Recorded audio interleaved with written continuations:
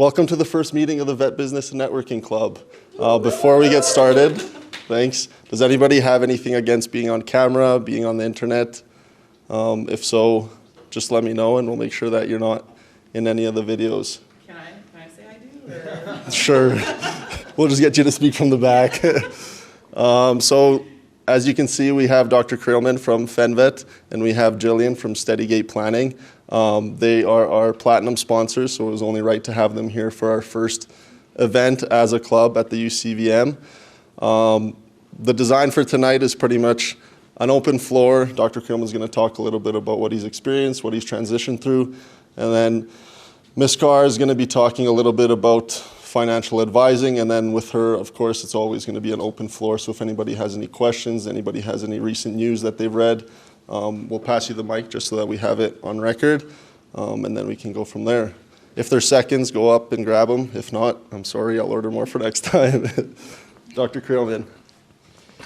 Thank you guys very much. Congratulations to the team for finally pulling this off. I know it was a great passion of the executive, and I know Vladimir has spoke about it for a very long time. I appreciate that you guys are humoring me with the camera. Content is king. But I also have to say that the filming of tonight was also a partial gift to Jillian. Jillian is much more than my co-sponsor for this club. She takes care of my practice to the nth degree like it was hers, so I very much want to thank her for that.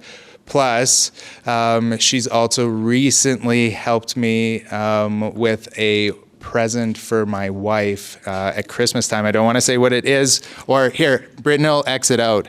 She secured Taylor Swift tickets for me and my wife to go to Tampa in April. And I was trying so hard to get them. And I just want to, I'm forever indebted to her. So I wanted to make sure she had some great content for her business, okay? So the whole camera thing is not supposed to be scary. We would never do anything to like make you guys feel uncomfortable. It's just, this is a great conversation, and I want to be able to spread some of the information that's happened here today to other veterinary students across the globe, okay? But I am going to put you guys in a really hard spot right now because I want to get to know you first. You guys are going to get to know me really, really quick, but all I want, I'm going to start at the back, the guys that hide in the back first, right? This is your punishment for being back row boys. I was a back row boy too. I just want to know your name, where you're from, and what you think your future in veterinary medicine is going to hold. It's going to be really brief. We're going to do everybody, okay? I'm going to hold the mic, so you don't have to hold the mic. Just let me know who you are, okay, where you're from, and where you're going. Okay, so my name's James Ritchie. Grew up in the Calgary area, just south of Calgary. And I think my future will be being a good clinician, hopefully, and also practice management. Wonderful. Companion animal? Undecided. Okay. My name is Derek. I'm originally from Edmonton, and currently I really like research and pathology, so maybe somewhere there. Okay, wonderful. My name's Kyle Mitchell. I'm from Lethbridge, Alberta, and my interest is mixed animal, transitional large animal, and yeah, hopefully practice ownership too. Wonderful. Like I'm talking to myself. Okay, I'm Alex, and I am from Calgary, and I am interested in rural mixed practice. Wonderful. I'm Vanessa. I'm from County Lethbridge and interested in maybe mixed, bit of both. Yeah. Perfect. We met recently. I'm Linda. I'm from the Innisfil area and also interested in mixed animal practice. Okay, Innisfil. Wonderful. I'm Steven. I'm from Calgary, and I'm interested in mixed and hopefully eventually research and government. Okay, mixed. Have you thought about how rural you want to be? How far away from the international airport you could possibly live to live a happy life? I've not thought about that. Okay. There's a direct correlation between where veterinarians live and where Walmarts exist. It's true. I'm Hallie, and I'm from Forestburg, which is kind of by Stettler, and I like cows. Wonderful. My wife grew up in Galahad. Oh. Yeah, so I know the area well. And this, Forestburg, is a veterinary dead zone. We're going to talk about veterinary dead zones. I know all about that. Right? The whole east of Alberta is turning into a veterinary dead zone, and we're going to talk about that in terms of the future of. Yeah, my name is Lynn Thiessen. I grew up overseas in Mongolia. My parents work over there on a beef feedlot. So yeah, I'd love to do rural mixed. Wonderful. I've heard about you. I don't think you've heard about me. My name's Taylor. I'm from Leduc. I'm very undecided, but I'm thinking mixed practice as well. Wonderful. I have family in Millet. Okay. My name's Mackenzie. I'm from Calgary, and I probably want to do small animal. Staying in Calgary? Probably. Yeah. Why Just would you start go to at least. Edmonton? Edmonton's the worst.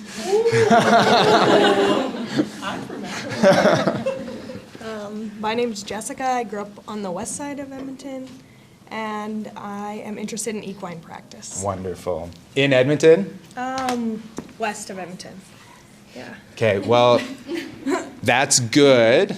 Alberta is the most unique equine practice area that exists in the entire world. So I was a former partner with Greg Andrews, who took more equine from a mixed animal practice to the equine practice that it is today. And I remember him fondly saying that Kentucky's great, but they only have one type of horse. Yeah. In Alberta, we have barrel horses and draft horses and chuck wagon horses and dressage queens and everything in between. Right. So it's a pretty unique spot. Yeah. Hello, I'm Chantal. I'm from Olds, and I'm interested in poultry. Wonderful. We need lots of poultry vets because there's only 2 of you. I'm Madison. I'm from Calgary, and I'm interested in small animal specialty medicine. Wonderful. Which side of Calgary? Which side of Calgary? Yeah. The southwest. Okay. What do you think about VCA? Loaded question. My name is Kiana, and I'm originally from the Vancouver area. I'm primarily, I want to say I'm shifting mostly into small animal, but I definitely want to get into clinic ownership. But I also love pocket pets, exotics, and wildlife, and sports rehab. Wonderful. Going back to Vancouver? Probably not. What? It's really expensive. I'm going to have a Fen Vet in Vancouver one day. The last of the Independence, Yaletown, just sold. Really? VCA. Yeah, they were the shining star of independence in Vancouver. I know. There's some other good ones. My buddy Reese owns one, but yeah, they were the shining star. My name's Justine. I'm from Tofield, which is east of Edmonton, and I'm interested in small animal general practice. Going back to rural community like Tofield, or no, that's not, okay. But Nobody I does. think I want to go back to Edmonton for a bit. Okay, that's fine. I'm Sydney, originally from St. Paul, and I definitely want to do mixed practice and hopefully some practice ownership as well. Okay, how far away from a Walmart do you want to live? Pretty far. Yeah? Yeah. Okay. Hi, I'm Angelina. I'm in first year, so I don't really know what I want to do yet. That's okay. But I have an interest in small animal, and I'm originally from Calgary. 90% of these people will change their mind on what they said by the time they hit 4th year. I'm Caitlin. I'm also first year, so I have no idea what I want to do, and I'm from Calgary. Why are you in vet school? Well, what kind of vet medicine I want to do, I guess. Okay. Yeah. Okay. Wonderful. But you love the profession. Yeah. Okay, I'm Julia. I'm from Red Deer, and my mind says small animal general practice, but my heart says conservation medicine. Okay. Back to Red Deer? No. No. My name's Regan. I'm from Airdrie, and I'm interested in small animal. Wonderful. Staying in Airdrie? Probably Calgary. Calgary? Yeah. Oh, come on. Airdrie's got such good practices. My name is Carly. I'm from Basha, which is kind of near where Allie's from. And I want to do either mixed practice in a rural area or like strictly a large animal. Going back to the Bashaw practice? Maybe not in that specific area, but also maybe. So we'll see. Okay, one of my best friends in vet school is Trevor Hook, who's one of the owners of the Bashaw practice. Yeah. So Trevor lived with me and my wife in my first year of vet school. Oh, that's awesome. Yeah. I already know too much about you. I'm Morgan. Whoa, hi Morgan, how are you? From Corona. What? Yeah, and my future is going to be a veterinarian at Fen Vet. Oh, see, the only one bold enough to say it. My name's Cameron Henderson. I'm from Red Deer as well. And I'm a first year. I'm also loving everything so far. So I'm not exactly sure where I'm going to end up Good. yet. But We need more multi-potentialites. That's wonderful. I'm just going to grab a drink of water here.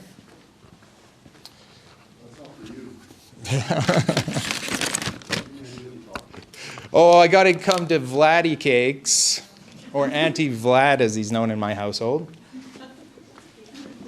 Right? Please make that stick. Vladdy Cakes every time you see him in the hall, or Auntie Vlad. My name is Vlad. I am originally from Edmonton, but now I'm small town Alberta, just south of Edmonton, north of Red Deer. And I think I want to do mixed animal, but more so business practice management. Oh, where do you want to work after vet school? We'll see who pays the most. Oh, Vlad's actually going to be a small animal surgeon, and he just doesn't know it yet. Okay, well, I just wanted to get a really good sense, and I want you guys to know that this is a conversation and not a dissertation, okay? This is a great opportunity to just ask questions of a practitioner and a practice owner that's out in the field. So if there's no question that you cannot ask me, I am an absolute open book. You can do anything from how much did Fen Vet make in its first year to what do you pay your veterinarians and technologists? I don't care. Any question is on the board, okay? A conversation. Does anybody have any questions, like right off the bat, before I give like my little bit of a background? I know it's really scary. I have lots, but for later. Okay, no, I want the question now. I was just going to ask, what's the biggest transition for you moving from large animal practice ownership to small animal practice ownership? Okay, so the biggest transition for moving from large animal practice ownership to small animal practice ownership is infinitely easier. Infinitely easier. I knew nothing about companion animal practices when I started Fen Vet. Absolutely nothing. A dirty little secret is I had never been in a small animal practice until I walked into Fen Vet. Ever. Never once. I had been into some rural mixed animal practices. I had been into my cow vet practice. I had walked into more equine before, but I have never been in anybody else's practice. Now, maybe that helped me not have any preconceived notions about the industry, but when you talk about the business in itself, companion animal practice makes sense. It makes sense economically. It makes sense from a human resource perspective. There's just more veterinarians out there that want to practice companion animal. And not only just that, but when we talk about the business of, you are limited by another person's business when it comes to food animal care, right? That's a business to business relationship. So you have base economics at play with what they get paid, what their commodities are worth. And it is extremely, extremely difficult. The entirety of food animal production, of running that business, is subsidized by pharmaceuticals. It's drug selling. I was a drug dealer for a very long time, and it paid the bills. Because how do you make it work? A current locum veterinarian, for me, doesn't matter if it's mixed animal or small animal or a cow vet, to come into my practice, and I use locum just because it's like a good, solid number. We don't have to talk about how much it costs in benefits. It's just like, that's just the number to get that vet in the door and work for an hour, is $86. $86 an hour is the current locum rate for general practice. It's $125 for emergency medicine.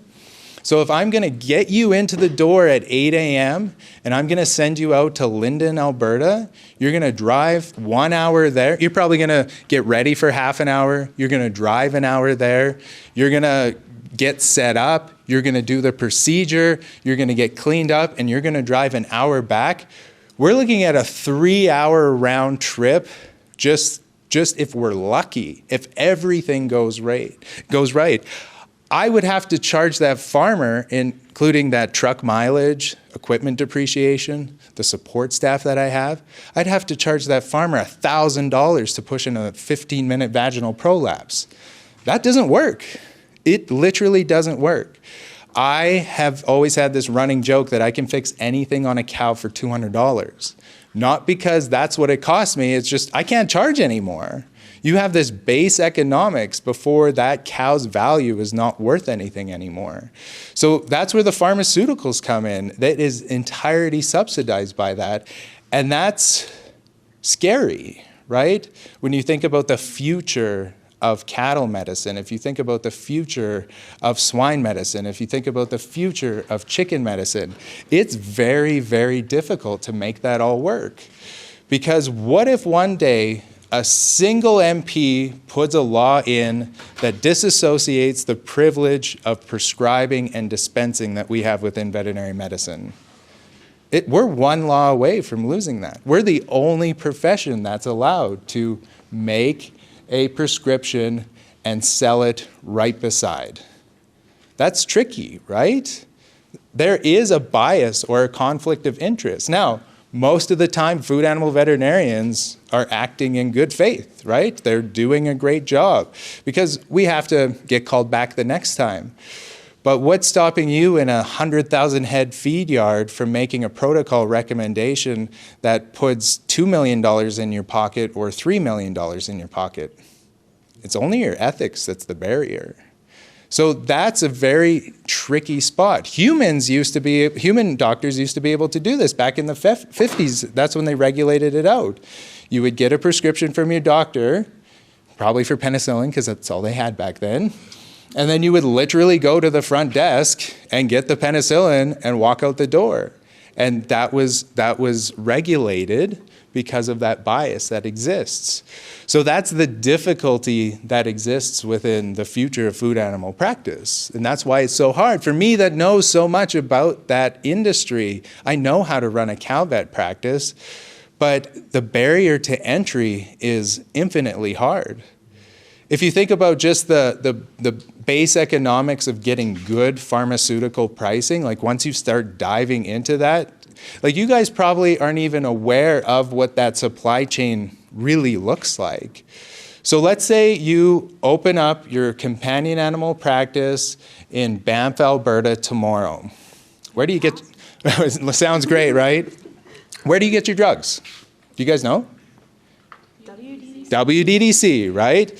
So WDDC is a cooperative of Western Canadian veterinarians. The whole system revolves around these cooperatives. We have CDMV, right? We have in the East Coast. We have a Quebec version of that, and that's essentially it, where you can access your pharmaceuticals. You can't typically buy direct from that pharmaceutical company unless you have volume of drug buying to be able to then answer the email or answer the phone. So now you're beholden to the price that WDDC has negotiated. Do you think the large swine practice is buying through WDDC? No. Not even close. Do you know what the pricing differential is? Just on average? So you buying at cost from WDDC, your cost is about 20% higher than what the big ranchers and the big pig barns are purchasing pharmaceuticals from the largest of the food animal practices. So the farmers that are out there that are large are buying 20% cheaper than you as a veterinarian can even access those pharmaceuticals for. In comparison to the companion animal world, I don't care what the drugs cost because my markup is the same. When a pharmaceutical company in the companion animal world increases their price, that's great for me. I make more money because my markup is the same. Instead of a markup on a $100 bottle of something, now when it's $150, I make that much more money. So that just alone is the difference between the two that makes it so hard. So if you're trying to start a large food animal practice day one with no volume, you have no pricing. Where are you going to get your money from? How are you going to pay that $84 an hour veterinarian? It's really, really tricky. So for me, companion animal practice, just based off of that alone, is infinitely easier. Now, all of the other things that I talked about, access to labor is infinitely easier. Now, it's difficult if you live in Galahad, Alberta, But when you're anywhere within the central corridor of Alberta, trying to hire a veterinarian is infinitely easier. And yes, there's vet practices in Edmonton, vet practices in Calgary that struggle hiring veterinarians, for sure. But it's a hell of a lot easier doing that than to hire somebody for Fairview, Alberta, which the profession needs. I'm just saying, like we'll talk about the future of these rural mixed animal practices, but like that's hard. So opening a practice in Calgary, a companion animal practice, having access to pharmaceuticals that makes sense and being able to access labor just makes the whole business work, because what else is there? That's all you need. My father-in-law, he runs several different businesses, and he just always shakes his head at how easy it is to run a vet practice, because their capital investment is not that much. We need a little bit of equipment. When he needs this, he runs a pressure services company. When he needs to scale his company, he has to buy a whole other pressure truck, right? Like that's a major capital investment. When I need to scale my business, I just hire another veterinarian. Veterinarian is way cheaper than a pressure truck, right? Way cheaper. So any other questions at all? Yes.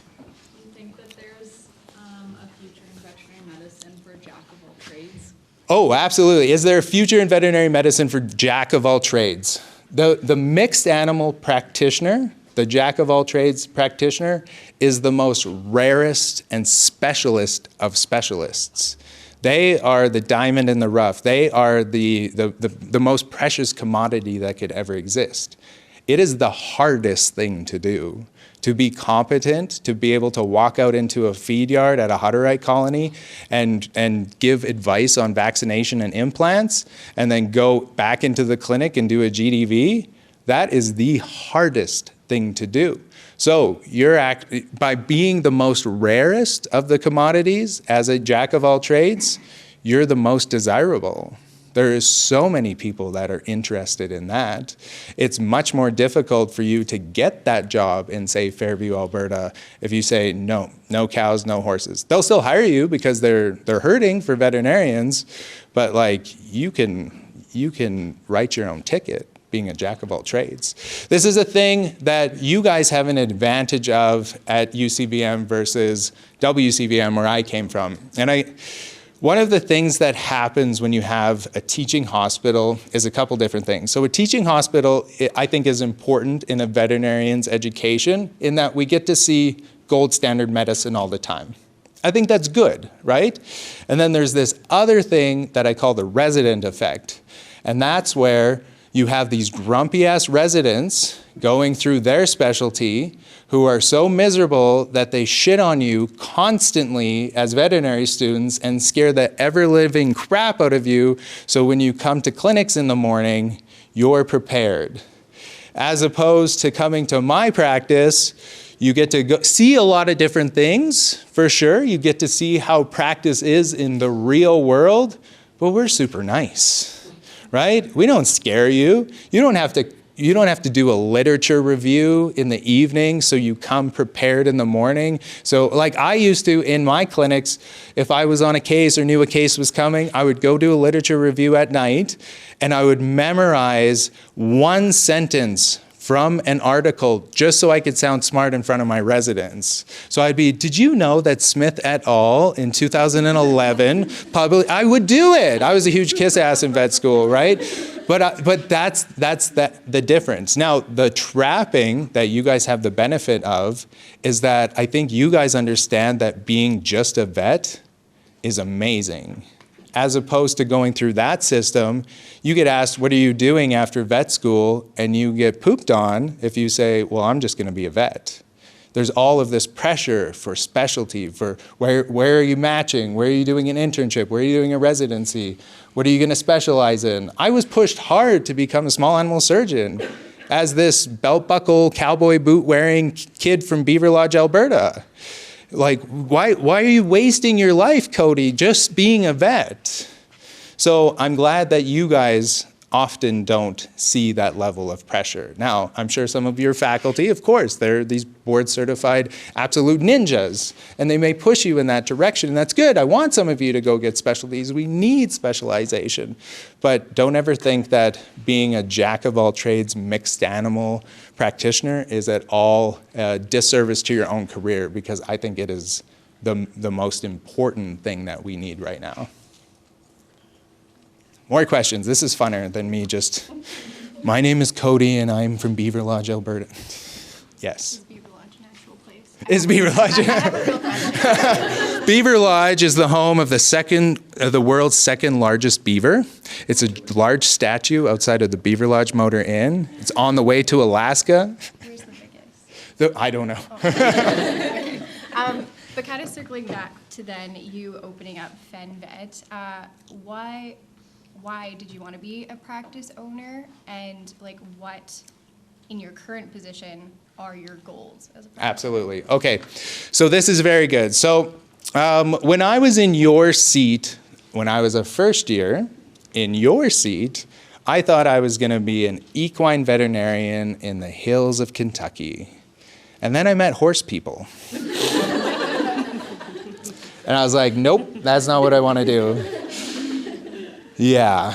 So then I decided I was going to be a mixed animal practitioner. I was going to go into rural mixed practice, and I was going to do all of the things because I loved everything about veterinary medicine. I walked into the Beaver Lodge Vet Clinic when I was 16 years old, and the second that smell of iodine and dog piss permeated into my sinuses, I was forever hooked on this profession. I've never wanted to do anything else. I don't like anything else, okay? Not even my family. I don't like sports, I don't like cars, I like nothing but veterinary medicine. It has been my guiding light, my beacon for my entire career. So the reason that I'm talking about that is it really didn't matter to me what I was doing within the profession. I love the history of veterinary medicine. I love the students of veterinary medicine. I love the future, I love the politics, I love the medicine, I love the surgery, and I also love the business. And that's where I came to the business realm, is just like, this is a cool part of this profession that I love. So in vet school, on this headlong path to mixed animal practice, I fell in love with Calgary area just by accident. I was applying for mixed animal jobs, and this one job popped up in this obscure small practice that did beef cattle only. They did nothing but cow, calf, and feedlot. There was nothing online about them. I Googled, there was no mention, there was no website. I just knew that it was this large animal practice in Airdrie, Alberta, in the area that I thought was interesting. And I really struggled with like, how do I give that all away? All of that knowledge that I've learned. I love small animal orthopedics. I love small animal medicine. I loved it all. How do I leave that behind and go be just a cow vet? But I thought this is a unique opportunity in an area that I want to live. So why not just jump in and see if I like it? And if I like it, great. And if I don't, I'll quit after a couple years and I'll go be a vet in Strathmore. Like this was my master plan. So lo and behold, cow vetting was pretty fun. It was being a vet. It was driving out to Hutterite colonies and eating pie and preg testing and doing postmortems and hanging out with cowboys. And like, it was a pretty amazing job.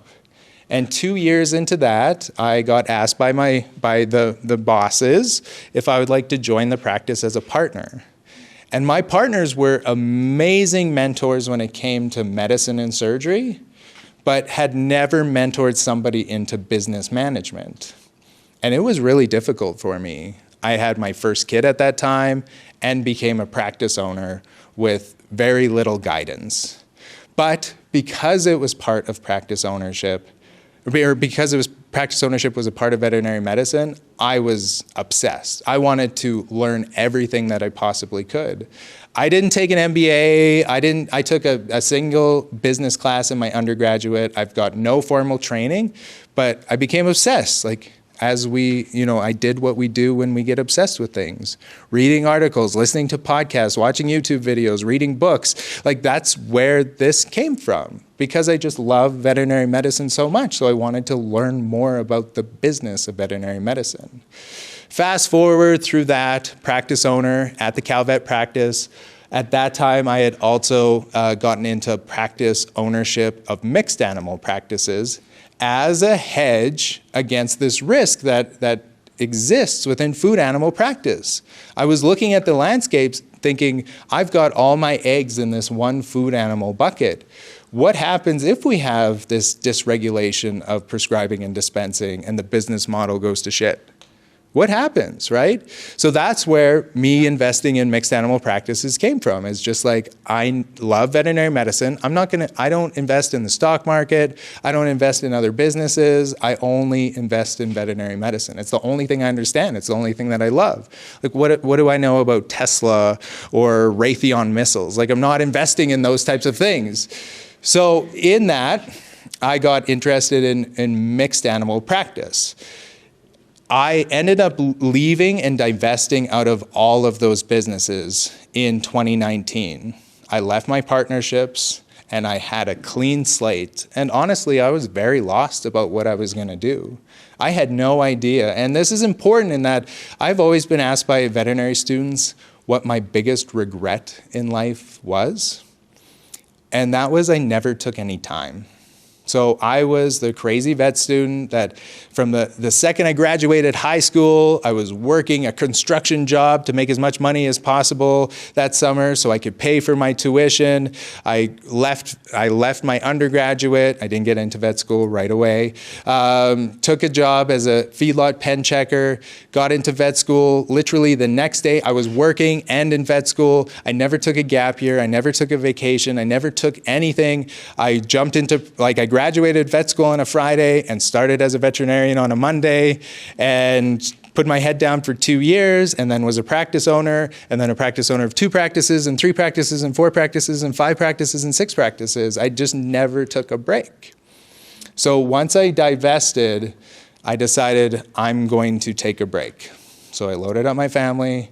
We went down to the US, we just meandered through the redwoods and hiked the Grand Canyon and camped under the stars in the desert and played on the beach. And I was very anxious during that time. Don't think that it was just like this frolicking around. I was like, what the hell am I going to do with the rest of my career? And at that time, I had also gotten into this business management group called 7S Society. So what 7S Society was this organization by me and 3 other veterinary professionals, 2 veterinarians and 1 marketing guru, Danielle Snout. Check her out on Instagram. She's absolutely amazing. And we traveled around the US. I would fly into Chicago or Atlanta, and we would talk to young veterinary professionals about the amazing things of business ownership within veterinary medicine. And in those conversations, this started rolling around in my mind about what makes me the most excited in the world? What is the thing that excites me the most? Is it going to be starting just another CalVet practice? Is it going to be being an associate veterinarian? And it wasn't. It was being a practice owner, because I love it so much, because it's all encompassing. I get to do all of the things, right? It allows me to bring students in and mentor them. It allows me to build teams, build culture, have that customer experience with my clients. It allows me to practice and do all of the things. And I was looking around the landscape in 2019 and 2020 thinking, okay, I'm going to be a practice owner. So what does this mean? There's only 2 ways to become a practice owner. You either buy somebody's practice or you start your own. So let's talk about practice acquisition in the current state of 2022. We're going to talk about some numbers quick, okay? And I'm going to just create a fake practice in my mind, okay? So let's take a typical, let's say 1 to 2 doctor practice, okay? Does anybody know what the gross billings in a companion animal 1 to 2 doctor practice would be? What do they make in a year before they pay everything else? $1 million. Yeah, for sure. We expect each veterinarian right now in Alberta to bill out $604,000 a year. Gross billings, okay? That's the expectation. That's the Alberta average. So a 2-doctor practice, let's just say $1 million for easy math. A well-managed practice, just roughly, what do you think the net? What do you think the take-home, that we use the term EBITDA, essentially the earnings before we pay tax and depreciation. What do you think a well-managed practice in terms of percentage? If you have $1 million, what should the practice, the single sole owner, practice owner take home at the end of the year in terms of the earnings of that vet clinic? Just roughly. 20%, exactly. So $1 million practice should have an EBITDA around $200,000. Still got, I know I'm talking to vets and you guys aren't great at math, okay, but I still got you guys, okay? So $200,000. So there's this, how do you determine, and the reason we're talking about this is how do you determine what a practice is worth? It's based off of that number. It's based off of that EBITDA, okay? So a practice is worth a certain multiple or a timesing of the EBITDA. So if you have a $200,000 EBITDA, in the olden days when I graduated 12 years ago, the average multiple was about 4.7% or 4.7x, okay?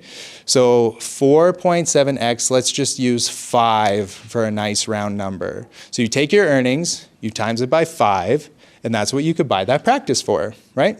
So $1 million. That $1 million grossing practice, $200,000 a year in terms of EBITDA is worth $1 million. Now, that number, that multiple, that 5x multiple is also an interesting number to have in the back of your mind when you're thinking about this, because that's also essentially how long it takes you to pay back the bank, right? You don't get that $200,000 in the first year. You got $1 million loan now. Your student loans look cute compared to practice ownership, okay? So you have that $1 million loan. Essentially, you make your vet wage, your $100,000 a year vet wage, because if you are going to be a practicing veterinarian, that's part of the cost of running the practice. So you get your regular vet wage, so you still get paid the same. You just paid $1 million and you're still making $100,000 a year, and you're paying the bank $200,000 per year plus a little bit of interest after 5 years, okay? So that was the traditional math. And then the big guys got in the ring. Okay? When I graduated, vet strategy was not a thing. And this is not like a corporate consolidation bashing session at all, okay? Okay? They've done an amazing job, but this is just the reality. I paint this picture for the reality of what exists in practice ownership, and you guys will see why this is important. Okay, so now we have vet strategy and VCA and NVA and P3 and on and on and on. And they started acquiring practices because they're good businesses. Like we talked about before, if you're running a pressure services business, you got to buy a new pressure truck in order to scale your business. Veterinary medicine is a great business in general. They're very good. How often do vet clinics fail? Not too often. How often do restaurants fail? All the time. So which one's harder? Which one are you going to invest in, right? Now, it's pretty special that you with your DVMs are going to have this ability to buy vet practices. Not anyone can buy a vet practice. We in Alberta have a regulation. 51% of the practice has to be owned by a veterinarian. The corporate consolidators just create shell companies with expensive lawyers to get around that law, but they are able to own vet practices. So it's a good business investment, okay? So at first we started to see it in the specialty practices, the 24 hours in the specialty practices. These were the ones that were of most interest to the corporate consolidators, the ones with the highest gross billings. They started there first. It's not a shock, right? They're not going to start with the one doctor practices if they're investing in veterinary medicine. They're going to invest in the really high revenue ones. So then we started to see this traditional multiple increase. Instead of 5x, started seeing 7x. And 8x, and 11x, and 15x, and 20x. And now we even have practices that are selling for 30x and beyond. We have practices now in the United States that are selling for that top line number plus a multiple. They don't even care what the EBITDA is. They're selling at a 20x multiple of the gross billings. Just because? Just because they can? Right, so this is how it all works. Oh my goodness, Vlad, I'm gonna run out of time, my friend. Okay, so this is how it works. I'm not picking on vet strategy, but I just know the numbers well, okay? So,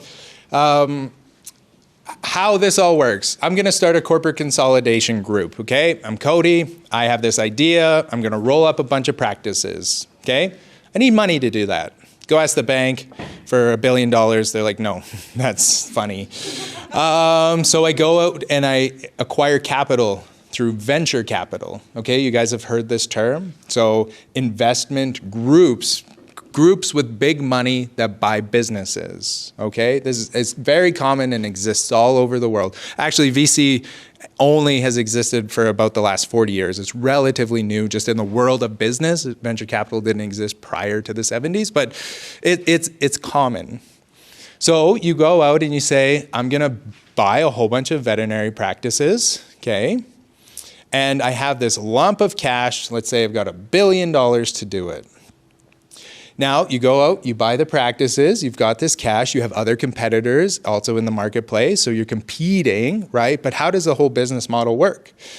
So in Vet Strategy's case, they had raised a bunch of money and they bought up 104 clinics in Canada up until the end of 2019, okay?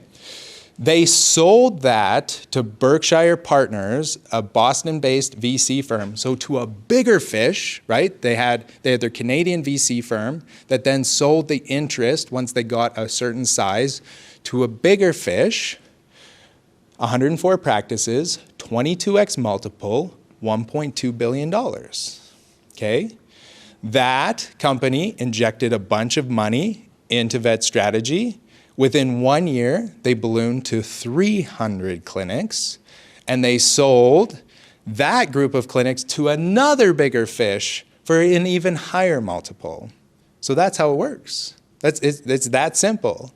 Now, that next biggest fish was IVC Evidentia, which is owned by EQ Partners, which is owned by the Wallenberg family, which is owned by, or which is one of the richest European families in the world. They only own a few things, like AstraZeneca and Ericsson phones, and on, right? Or NVA, for example. NVA is owned by JAB Holdings, which is owned by the third richest German company, and they only own things like Keurig and Green Mountain Coffee and Dr. Pepper. Like, they're just big companies that buy a lot of things, right? So that's how these multiples started to swell, because they weren't just competing to buy vet clinics, they were putting together packages of money generators that they could sell to the next venture capitalist and the next venture capitalist and the next venture capitalist. So reeling it all back into terms of perspective, what did this mean for the independent vet student who wants to be a practice owner one day? You now have to compete with that in terms of acquisition. And remember, we talked about how long it was going to take for you to pay off that loan traditionally, 5 years? That seems reasonable, right? I'm going to give you $1 million. You're going to go buy that vet practice, and you're going to pay that off in 5 years. You'll probably take that deal. That sounds not bad, because what that means is after 5 years, you're going to get that. If you just maintain what that practice has, you're going to be making your vet wage, your $100,000, plus your $200,000 in dividends. Seems like a pretty good deal. You went through 5 years of pain and risk and hardship to be able to make $300,000 a year as a practice owner. Most people I know would take that deal if they were business-minded. But what if I told you it was 11 years? What if I told you it was 22 years? What if I told you it was 30 years? Would you take that deal? Would you make $100,000 a year for the next 30 years, pay back that $30 million, and then see what you have on the other side? Right. Now, that's not to say that there isn't practices out there that are for sale at a reasonable multiple. You want to go to Forsberg? Where's our Forsberg? Yeah, you want to go to Forsberg? Guarantee you're not paying a 10 multiple, okay? You're going to pay a 5 multiple or even a 4. Those still exist, right? The vet strategies and VCAs of the world are not clamoring for in these veterinary dead zones because it's nearly impossible to hire vets to these practices. They're smart. The one Dr. Fuddy-Duddy practice in whatever, South Calgary, they're probably not going to get purchased by NVA. There's just not enough sustainable mass there in terms of a business to invest in. Plus, there's a lot of risk. You invest in a one-doctor practice, what happens if that doctor gets cancer?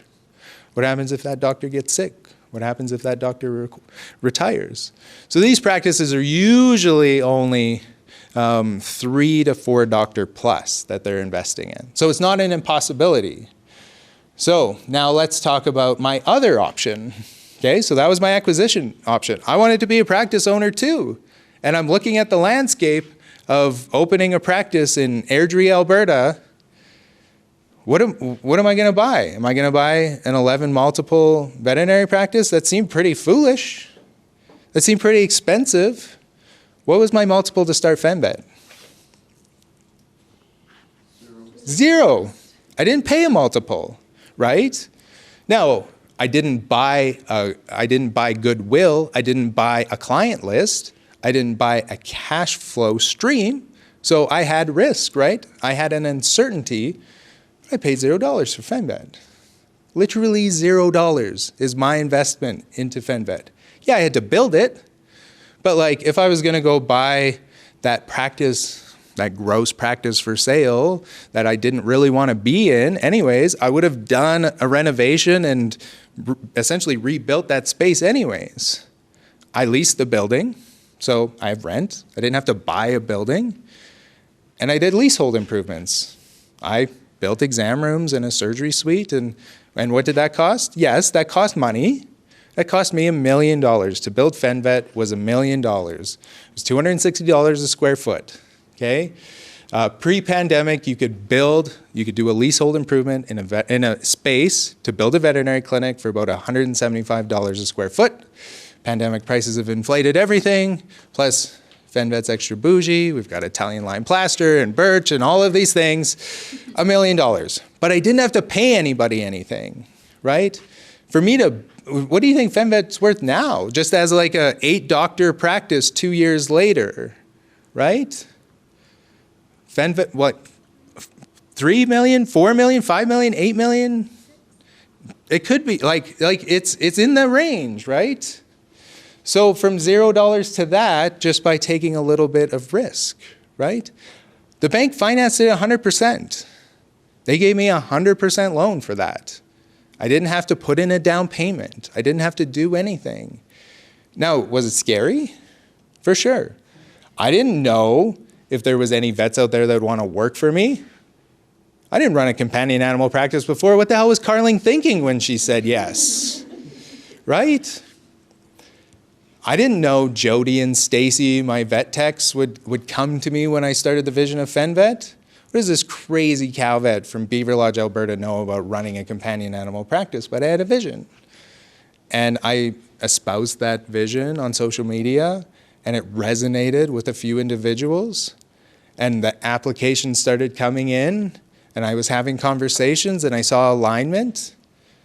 And now we have what we have. I was scared that clients wouldn't come in. I was scared. I was terrified that clients would come into the door and they would see Italian lime plaster and smell the oil diffuser and get handed the bougie water and see this big treatment wall and hear the classical music and everything that Fen Vet is and think, well, like, what's my money going to here, right? That was a real concern of mine.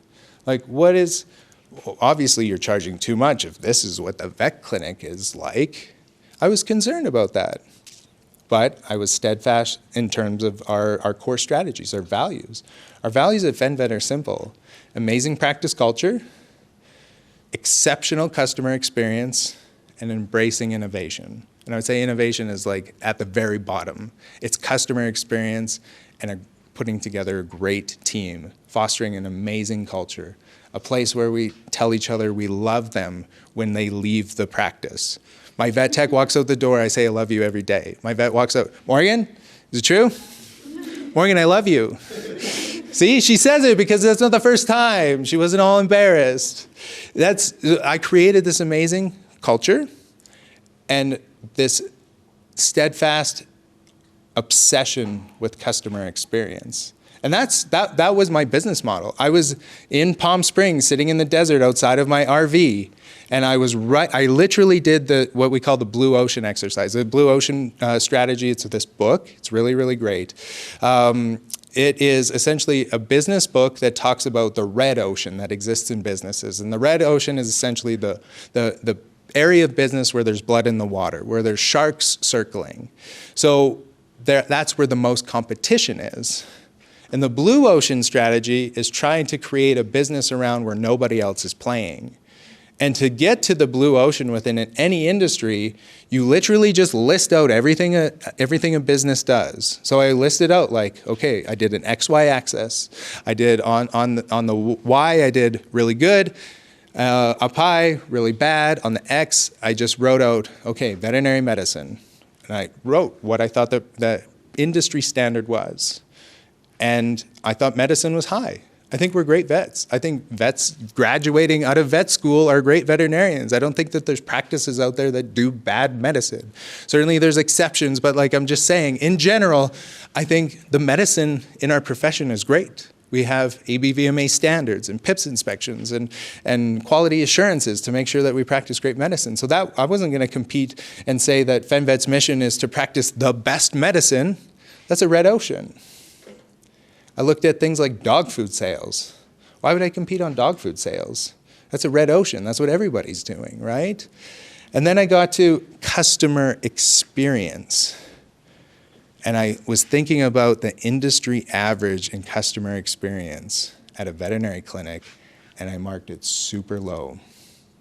It's an afterthought. Sometimes practices get lucky. I always like to use Lloyd Keddy of Fairview, Alberta. I bought Lloyd's practice several years ago. This old-timey cow vet practice, or mixed animal vet, practiced for 1 billion years in Fairview, Alberta, and he was a pillar of the community. He was just that guy that would walk down the street and everybody would say, hey, Dr. Keddy, hey, Dr. Keddy. That came natural to him, but that wasn't like a mission of the Fairview Veterinary Clinic. So it happens, there is practitioners out there that just resonate with that customer experience. But I was like, what if a practice obsesses over that? What if instead of thinking that we're the world's gift, that we're God's greatest gift to the world, that we just save your puppies and your kitties? That's how I think most vet practices view themselves. Like, what do you mean you want bedside manner? I just fixed your cat, right? It's true. It's very, very true. Do you know how I know it's true? Because my customers tell me it's true. Because when they come into my practice, they're like, this is freaking amazing. They're sipping on their city seltzer, berry whip, sparkling water, and the client care coordinator has just bent over backwards with friendliness for them, and there's liver treats everywhere, and a lick mat for the vaccine appointment with a heart and the puppy's initials. Like, we go all out. We're insane. And I knew that didn't exist, this 7-star customer experience. Now, what good is a customer experience if you have a shit culture in your veterinary practice? This was another thing on my blue ocean exercise. I wrote down culture because that's an important part of the business of veterinary medicine. And I marked it very low. If it was really high, we wouldn't have high suicide rates. If it was really high, we wouldn't have this record-breaking exodus out of the profession of veterinarians and technologists. If practice culture was so amazing everywhere, we would never, why would you leave? Why would you go back and go into academia? I know veterinarians who are literally selling popsicles right now because they just hate the profession so much. Is it because they hate the medicine and the surgery? No, they're obsessed, like you guys are obsessed. But they hated the practice culture, so I knew I had to make sure that that was part of it as well. And that's all Fen Vet is, an obsession around practice culture, an obsession around that customer experience. So also back to your point, how am I going to buy that? Where does that exist? Even if I could pay 100x multiple, Where does that exist? I couldn't buy it.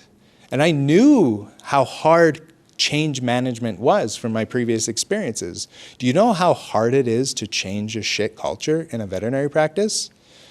Buy a shit culture and try to change it. It will take you years, if not infinity, to do that. But the only chance you have is to start with a good one or create your own. So that's why de novo practice ownership was so appealing to me. So just like that, in several questions, we were able to get through an hour of storytelling without a single introduction about who I am or what I do. Now, I want to give you guys a few more minutes, okay? There might be some like pending questions. I don't want to rob Jillian of her time, okay? Yes? So, do you have any specific things that you, like ideas you work with that ensure your like positive practice culture? Like, how do you prevent it from just being like? Yeah, so the first one is hiring, right? So espousing to the world our culture is one thing, right? So if any of you follow any of my veterinarians or technologists on social media, they're not made to share stories or do anything, right? But you can just feel that there's a great practice culture here, that people are smiling, that people are happy, right? So putting that out into the world as a beacon to attract the right people to begin with. We self-select by having crazy things like this treatment wall that's transparent that you can see into our treatment room. I don't want the veterinarians or the technologists that freaks them out, right? So that self-selection through telling our story is very, very important. There might be one of you in here today that this is really resonating with, and you're going to apply for a summer student position, and you're going to fall in love with Fen Vet, and you're going to be an amazing veterinarian, and you're going to come work for us. Like, that's the first part of that practice culture. Because if you believe in that mission of this reimagining of the veterinary care experience through customer experience and through culture, then you're going to get those applicants in through the door, right? The second one is interviewing.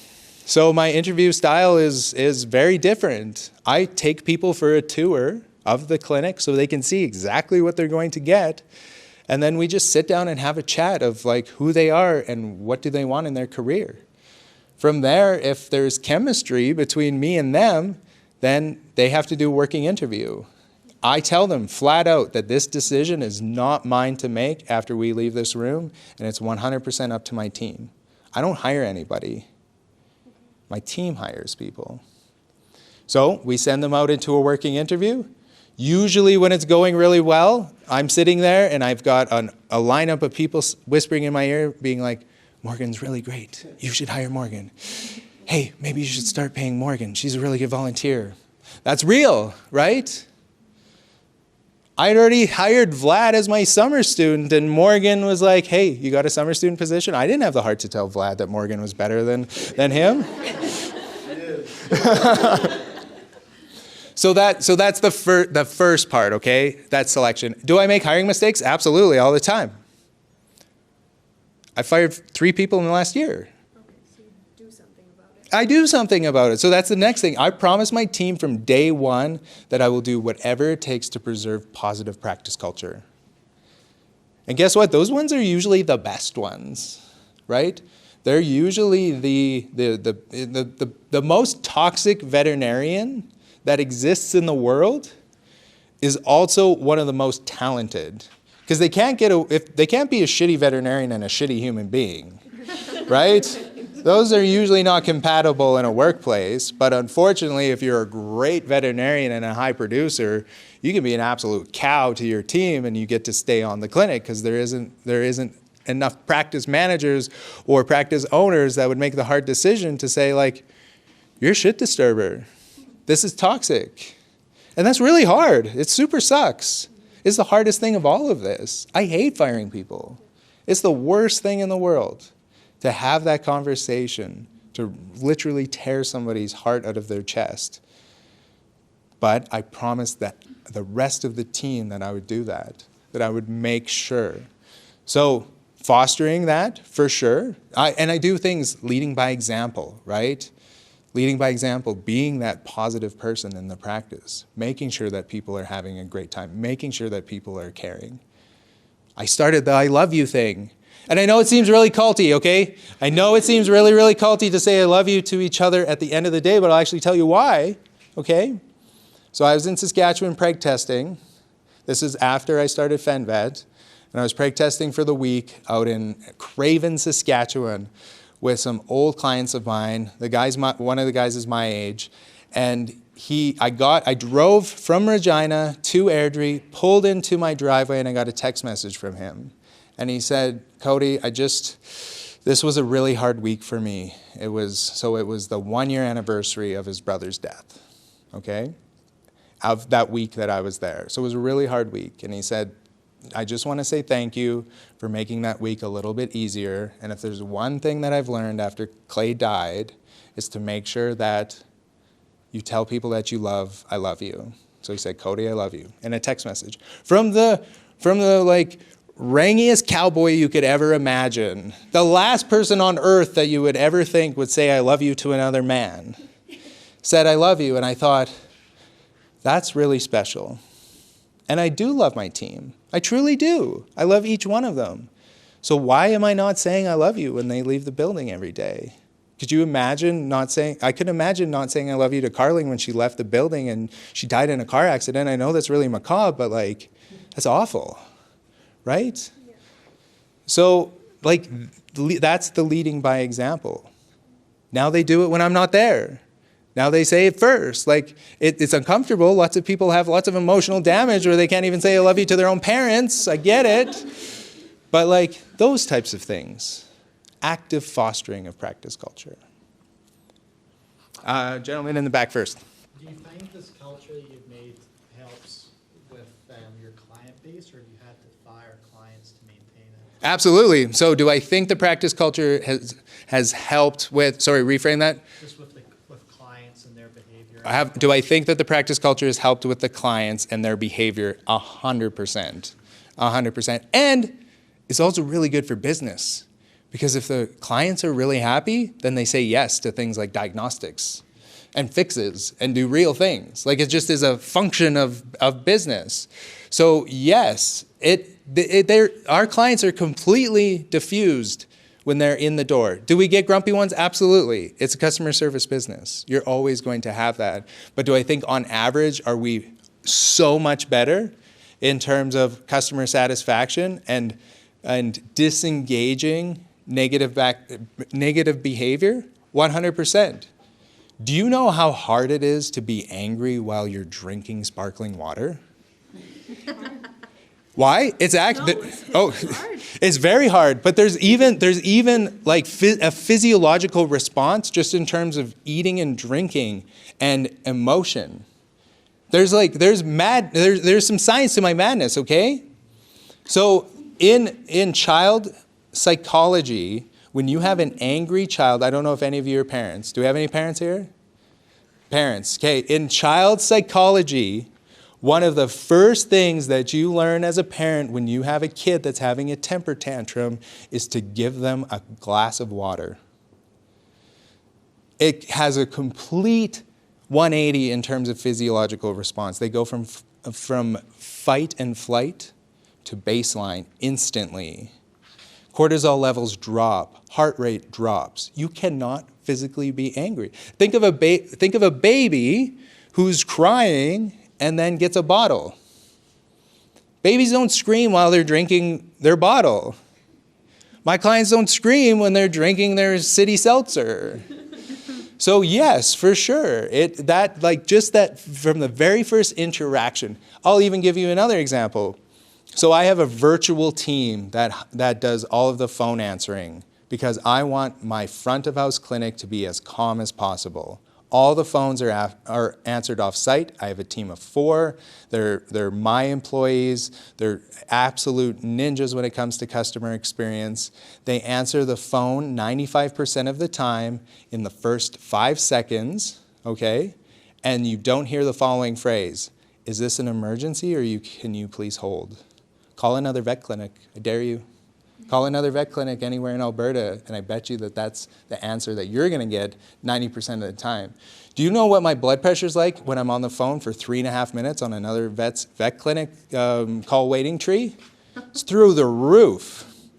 I called a veterinarian one time because I needed to borrow some drugs, okay, while I was castrating horses. I got is this an emergency or can you please hold? I said, I can hold. So they put me on hold. I put the phone in my pocket. I castrated 2 horses. I looked at my phone. It was at 20 minutes. I castrated another one. And at 28 minutes, they said, hello, are you still on the line? Yeah, I'm still on the line. And if I was your customer, you wouldn't be my vet anymore. So there's that. Then you walk into the door. You get hit by the smell that's different, right? The oil diffuser I was talking about, this reprogramming of people's brains to be associated with this good feeling vet clinic, right? That's by design. And then you have these super friendly client care ladies who are not on the phone when you walk into the vet clinic. You know, when you walk into most businesses and somebody's on a phone and you're lucky if you get a single finger that's like, hold on a second, and you're standing there with a 100-pound German Shepherd who wants to kill everything. Where's your cortisol levels? Very high. You haven't even got into the vet appointment and you're on edge, right? So, to keep it short, if you want to know all of the clients that I've fired, go onto my Google reviews and click 1 star, and they're all fired before the 1 star, okay? So that was retribution. If you see a vet clinic that has 5-star Google reviews, it's because they do not fire enough clients. We fire clients. Also super sucks, because you get a 1-star review the next day. But it does a world of difference for my team. Okay, question here. Well, this is somewhat related, but do you have advice for new grads who are wanting to go into a practice with a good culture and what to look for? Okay, advice to new grads who want to go into into a great culture. So for new grads, now please take this with a grain of salt. I don't really care where you go. And this has been my advice for a very, very long time. And it's not that I don't care about you, I care deeply about you. It's why I'm here, okay? I care deeply about you. But there's no wrong decision. You cannot make a mistake in your first year job. Because if you end up in the shittiest possible practice, you're gonna learn so much from that you're gonna know exactly what you're gonna want for the rest of your career. It really sucks and it hurts real bad. But you're gonna be a phenomenal human being. You're gonna have phenomenal bedside manner when you find that great practice, okay? Now, there's nothing wrong with going to the amazing practice either, with the great culture. That's a good thing too. Of course, why wouldn't we want that? Now, what you can't be is you can't be in that bad practice culture for more than 2 years, because that's where we get burnout. Anybody can endure a year in a bad practice. I also want you to know, this is an aside, that veterinary medicine is a job, and it's just a job. It's not slavery. I don't care if you have a contract. You can leave at any time. You can literally just be like, peace out. I'm gonna go find a new job. I have colleagues that have left in the middle of the night. I have colleagues that have left mid-shift. You should not feel beholden to what your contract says. Just leave. Vets are too cheap to pursue litigation. I don't know a single practice owner in the world that has ever filed a suit against an associate because they just walked out because they had just been fed up with the bullshit. Okay? So don't ever feel trapped. If you're getting some bad spidey senses about this job, there's a lot of practices that would hire you. So just go do that. It's fine. So in terms of finding it, it's just really getting to know the practice. It's putting in the work. It's going and doing those summer student positions. It's going and doing that volunteering. Volunteering is so incredibly important. Like just getting your foot in the door. Even if they say no, take cake, take brownies, buy the team milkshakes. Like beat them over the head with so much guilt that they'll let you into the door and just volunteer. I know when I was a veterinary student, a lot of my classmates would be like, well, I'm not gonna work at that vet clinic unless they're gonna pay me something. And I'm not saying you're not worth anything, but I'm just saying like, just get in there and do a whole bunch of different things with a whole bunch of different clinics and you'll feel that chemistry. It's like dating. Like go on some dates with some clinics. Do not jump into a job with no working interview or even multiple working interviews. unless you're sure, right? So do those working interviews, start them early, start them now. There's no reason as a second year you can't do a working interview, or as a third year a working interview. Why not? You got a spare day, you got a reading week day, just go give a clinic 10 hours. Invest in your future. It's dating. It's exactly like dating. It's identifying chemistry and it's falling in love. That's all it is. It truly is. Falling in love with the team. And then in that, you can start to delve into those questions of like, so what's this practice's mission? What are we all working so hard for? Are we working hard so the practice owner gets super rich? Is that what we're doing here? Like, that's okay if that's like, but can we know what we're doing? Can we know why I just like lost 5 nights of sleep? Can we know that, please? What are our values? What's our strategy? Do you got a business plan that I can read? Like, where are we going? Those are all good things. Okay, I'm going to shut up. I went way over time. Little pieces of advice, really, really quick. Contract negotiation. Please do not sign a non-compete. Okay? And please don't sign a signing bonus in your second or third or fourth year and get trapped into these awful contracts because it almost never works out. And if some of you did, it's okay. You're going to be fine. But just you guys need to recognize that you're the most precious commodity that exists within the world right now. There's over 500 open positions in Alberta alone. Vet clinics will clamor all over you. Wait until you're in your final year. Find your chemistry, find the right practice. Even if it's not going to be your lifetime practice, that's okay. Don't like put yourself into a box, okay? Non-competes, not good, okay? I see people staying, the reason why is I see people staying in their practice for way too long because they have nowhere else to go. They feel trapped, and that's super draining on people's mental health, okay? Okay, now I'm really going to shut up. Yeah. One more question. On that topic. Yes. On that topic, what do you think, just give me a number, what do you think is a realistic first-year grad salary for 110. urban setting? 110. 110. Yep. Ask for 110. Take 100. Don't take anything less than 100. Do not sign production. You will. Nope. Not going to work. You as a first year out grad cannot have that number in your mind. Let's say like 3 months in. Nope. You can consider, I'll let you consider it after 2 years.